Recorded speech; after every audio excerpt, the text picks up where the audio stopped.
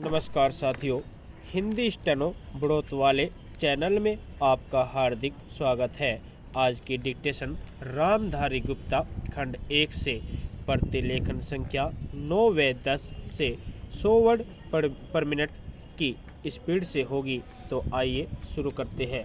Dictation शुरू होगी 5 second बाद।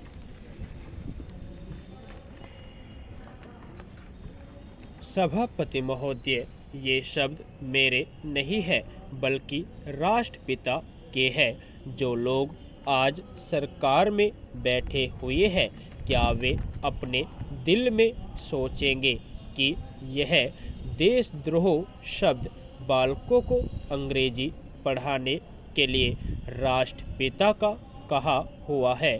आज 54 वर्ष देश को स्वतंत्र हुए हो गए हैं, लेकिन राष्ट्रपिता की इस बात पर आज तक ध्यान नहीं दिया गया है।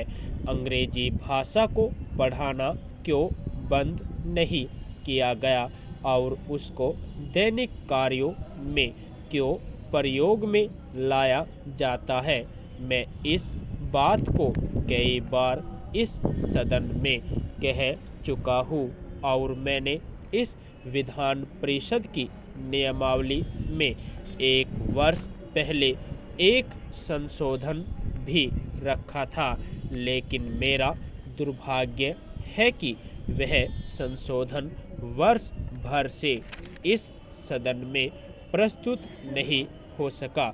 मेरी अपनी राय है कि कम से कम दैनिक कार्यों के लिए यदि सरकार अंग्रेजी भाषा पर बंधन लगा दे तो बहुत अच्छा हो, और जो यह अनुशासनहीनता है वह भी समाप्त हो जाए। सभापति महोदय, जैसा कि मेरे मित्र ने कहा, लड़कों के माता पिता अंग्रेजी का प्रयोग करते हैं और उनके शिक्षक भी उसका प्रयोग करते हैं। फिर बालकों पर उसका प्रभाव क्यों नहीं पड़ेगा? मैं उनसे सहमत हूँ कि बालकों में नकल करने की आदत होती है, जैसा वे अपने बड़ों को करते देखते हैं वैसा ही वे करते हैं।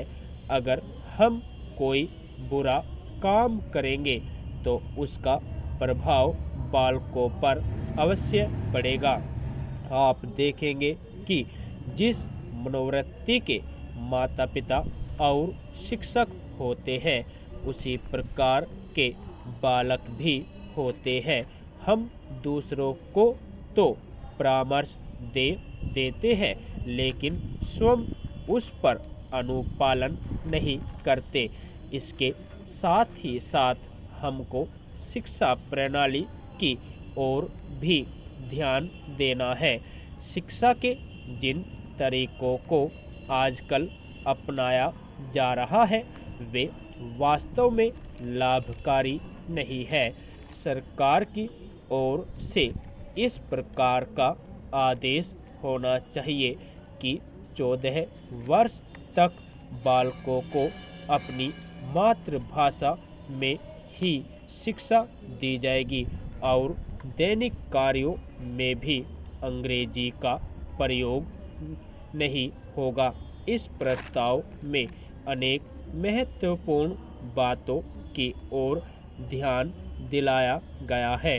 मैं समझता हूँ कि जब माननीय मंत्री जी इसका उत्तर देंगे तो कह देंगे कि हम बहुत सी बातों पर कार्यान्वयन कर रहे हैं, लेकिन मैं समझता हूँ कि उन पर कोई कार्यान्वयन नहीं हो रहा है।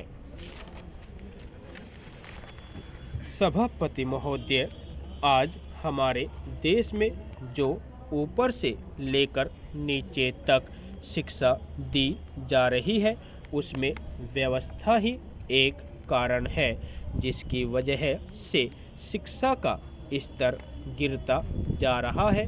मेरा अपना विचार है कि जो शिक्षा प्रणाली है और जिस रूप में शिक्षा दी जा रही है वही अनुशासनहीनता का भी कारण है। अपने देश और परदेश में हर एक की अपनी अपनी भाषा है और वह बालक जो इस देश में पैदा हुआ है, जो अपनी मातृभाषा की गोद में पला है, उसको यदि अपनी मातृभाषा में ही शिक्षा दी जाए तो मेरा विचार है कि शिक्षा का स्तर ठीक हो सकता है। जो सबसे बड़ी भूल और कमी सरकार के द्वारा दी जाने वाली शिक्षा के संबंध में हो रही है वह यह है कि बालक की मातृभाषा में शिक्षा न देकर उसको उस भाषा में शिक्षा देने की व्यवस्था की गई है जो हमारे देश या परदेश की भाषा कभी रही ही नहीं। मेरा अभिप्राय विदेशी भाषा अंग्रेजी से है। मैं यह मानकर चलता हूँ कि जब से यह भाषा इस देश में आई है, चाहे वह किसी भी कारण से आई हो, इसे आप भी और इस माननीय सदन के सदस्य भी जानते हैं कि उससे बुरे परिणाम ही निकले हैं। कोई भलाई नहीं हुई है। इस देश को जो हानि हुई है वह किसी से छिपी नहीं है। हम देख रहे हैं कि हमारे यहाँ जितना फैशन बढ़ रहा है और जितनी वेशभूषा बिगड़ रही है वह सब अंग्रेजी भाषा के ही कारण है। जिस समय यहाँ पर अंग्रेजों का राज्य था, प्राय यह देखने को मिलता था कि वे लोग जो विशेष कर के किसी न किसी तरह से सरकारी पक्ष के ही होते थे, अंग्रेजों से मिलने के लिए जाते समय अंग्रेजी वेशभूषा का ही प्रयोग करते थे।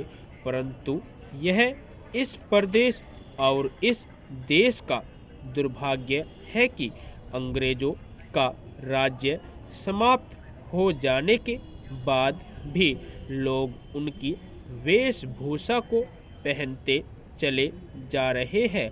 इससे जो प्रभाव हमारे देश के फैशन पर पड़ा उससे लाभ के बजाय हानि ही हुई है और हो भी रही है।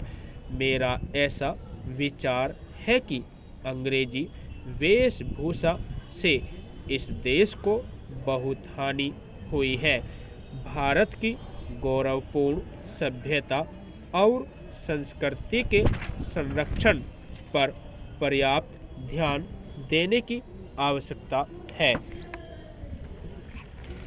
यदि आपको डिक्टेशन अच्छी लगी हो तो हमारे चैनल को सब्सक्राइब करें तथा वीडियो को लाइक और शेयर करें। धन्यवाद।